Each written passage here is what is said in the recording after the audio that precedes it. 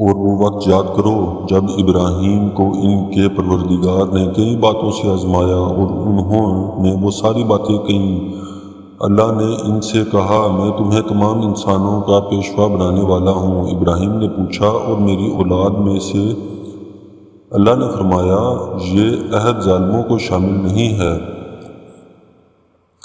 یہاں سے حضرت ابراہیم علیہ السلام کے کچھ حالات و واقعات شروع ہو رہے ہیں، اور پچھلی آیتوں سے ان واقعات کا دو طرح گہرا تعلق ہے۔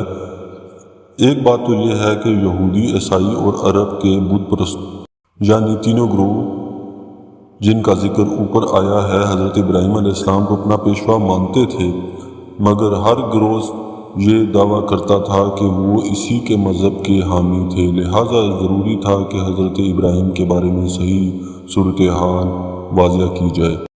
قرآن کریم نے یہاں یہ بتلایا ہے کہ ان کا تینوں گروہوں کے باطل عقیدے سے کوئی تعلق نہیں تھا۔ ان کی ساری زندگی توحید کی تبلیغ میں خرچ ہوئی، اور انہیں اس راستے میں بڑی بڑی آزمائشوں سے گزرنا پڑا، جن میں وہ پورے اترے۔ دوسری بات یہ ہے کہ حضرت ابراہیم کے دو بیٹے تھے، حضرت اسحاق، حضرت اسماعیل۔ حضرت اسحاق ہی کے بیٹے حضرت یعقوب تھے، جن کا دوسرا نام اسرائیل تھا۔ نبی کریم صلی اللہ علیہ وسلم نے پہلے نبوت کا سلسلہ انہی کی اولاد یعنی بنی اسرائیل میں چلا آ رہا تھا، جس کی بنا پر وہ یہ سمجھتے تھے کہ دنیا بھر کی پیشوائی کا حق صرف انہی کو حاصل ہے، کسی اور نسل میں کوئی ایسا نبی نہیں آ سکتا جو ان کے لیے واجب التابع ہو۔ قرآن کریم نے یہاں یہ غلط فہمی دور کرتے ہوئے یہ واضح فرمایا ہے کہ دینی پیشواؤں کا منصب کسی خاندان کی لازمی میراث نہیں ہے، اور یہ بات خود حضرت ابراہیم علیہ السلام سے صریح لفظوں میں کہہ دی گئی تھی۔ انہیں جب اللہ تعالیٰ نے مختلف طریقوں سے آزما لیا اور یہ ثابت ہو گیا کہ وہ اللہ تعالیٰ کے ہر حکم پر بڑی بڑی قربانی کے لیے ہمیشہ تیار ہیں، تب اللہ تعالیٰ نے انہیں دنیا بھر کی پیشواؤں کا منصب دینے کا اعلان فرمایا۔ اسی موقع پر جب انہوں نے اپنی اولاد کے بارے میں پوچھا تو صاف طور پر بتلا دیا گیا کہ ان میں جو لوگ ظالم ہوں گے یعنی اللہ تعالیٰ کی نافرمانی کر کے اپنی جانوں پر ظلم کریں گے، وہ اس منصب کے حقدار نہیں ہوں گے۔ بنی اسرائیل کو صدیوں زمانے کے بعد ثابت یہ ہوا کہ وہ اس لائق نہیں ہیں کہ قیامت تک پوری انسانیت کی دینی پیشوائی ان کو دی جائے۔ اس لیے نبی آخر الزمان صلی اللہ علیہ وسلم اب حضرت ابراہیم کے دوسرے صاحبزادے یعنی حضرت اسماعیل کی اولاد میں بھیجے جا رہے ہیں، جن کے لیے حضرت ابراہیم علیہ السلام نے دعا کی تھی کہ وہ اہل مکہ میں سے بھیجے جائیں۔ اب چونکہ دینی پیشوائی منتقل کی جا رہی ہے، اس لیے اب قبلہ بھی اس بیت اللہ کو بنا دیا جانے والا تھا جو حضرت ابراہیم علیہ السلام اور ان کے صاحبزادے حضرت اسماعیل نے تعمیر کیا۔ اس منصب سے آگے تعمیر کعبہ کا واقعہ بھی بیان فرمایا گیا ہے۔ یہاں آیت نمبر 152 تک جو سلسلہ کلام آ رہا ہے، اس کو اسے پس منظر میں سمجھنا چاہیے۔ اور وہ وقت یاد کرو جب ہم نے بیت اللہ کو لوگوں کے لیے ایسی جگہ بنایا جس کی طرف وہ لوٹ لوٹ کر جائیں اور جو سراپا امن ہو، اور تم مقام ابراہیم کو نماز پڑھنے کی جگہ بنا لو۔ اور ہم نے ابراہیم اور اسماعیل کو یہ تاکید کی ہے، تم دونوں میرے گھر کو ان لوگوں کے لیے پاک کرو جو یہاں طواف کریں اور اعتکاف میں بیٹھیں اور رکوع اور سجدہ بجا لائیں۔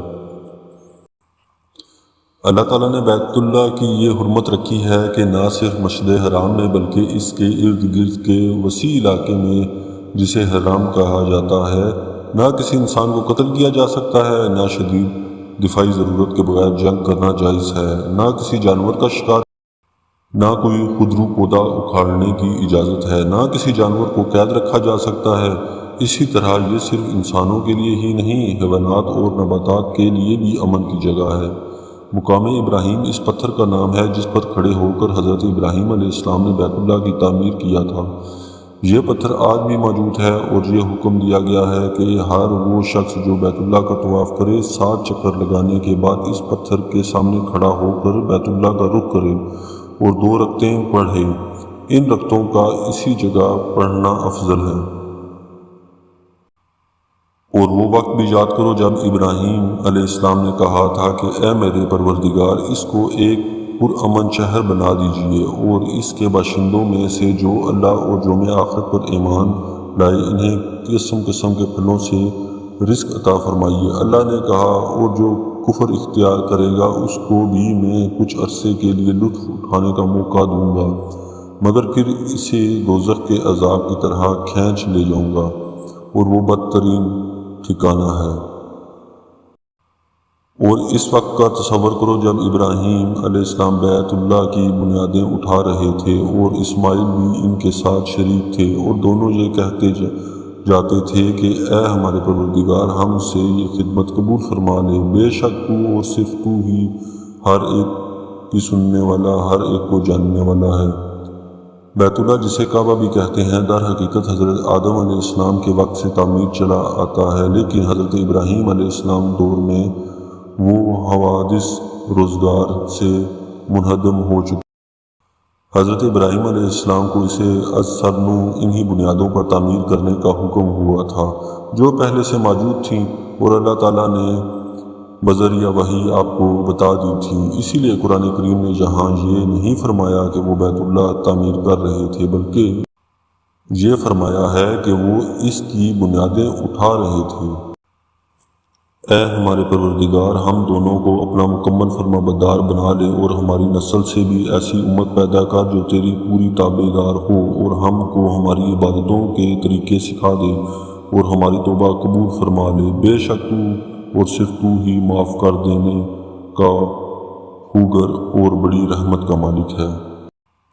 اور ہمارے پروردگار، ان میں ایک ایسا رسول بھی بھیجنا جو انہی میں سے ہو، جو ان کے سامنے تیری آیتوں کی تلاوت کرے، انہیں کتاب اور حکمت کی تعلیم دے اور ان کو پاکیزہ بنائے۔ بے شک تیری اور صرف تیری ذات وہ ہے جس کا اقتدار بھی کامل ہے، جس کی حکمت بھی کامل ہے۔ دل سے نکلی ہوئی اس دعا کا تاثیر کسی ترجمے کے ذریعے دوسری زبان میں منتقل نہیں کی جا سکتی، چنانچہ ترجمہ صرف اس کا مفہوم ہی ادا کر سکتا ہے۔ یہاں اس دعا کا نقل کرنے کا مقصد ایک تو یہ دکھانا ہے کہ انبیاء اپنے بڑے بڑے کارنامے پر بھی مغرور ہونے کے بجائے اللہ تعالیٰ کے حضور اور زیادہ عاجز و نیاز کا مظاہرہ کرتے ہیں اور اپنے کارنامے کا تذکرہ کرنے کے بجائے اپنی ان کوتاہیوں پر توبہ کرتے ہیں جو اس کام کی ادائیگی میں ان سے سرزد ہونے کا امکان ہو۔ دوسرے، ان کا ہر کام صرف اللہ کی رضا جوئی کے لیے ہوتا ہے، لہٰذا وہ اس پر مخلوق سے تعریف کروانے کی فکر کے بجائے اللہ تعالیٰ کی سے قبولیت کی دعا مانگتے ہیں۔ تیسری، یہ ظاہر کرنا مقصود ہے کہ حضرت محمد صلی اللہ علیہ وسلم کی تشریف آوری حضرت ابراہیم علیہ السلام کی دعا میں شامل تھی، اور اس طرح خود حضرت ابراہیم علیہ السلام نے یہ تجویز دی تھی کہ آپ بنی اسرائیل میں سے مابعوث ہوں، نہ کہ بنی اسرائیل میں سے۔ اس دعا میں حضرت ابراہیم علیہ السلام کی زبان سے حضور نبی کریم صلی اللہ علیہ وسلم کی تشریف آوری کے بنیادی مقاصد بھی بیان فرما دیے ہیں۔ ان مقاصد کو قرآن کریم نے کئی مقامات پر بیان فرمایا ہے اور ان کی تشریح انشاءاللہ آگے اسی سورت کی آیت 151 میں آئے گی۔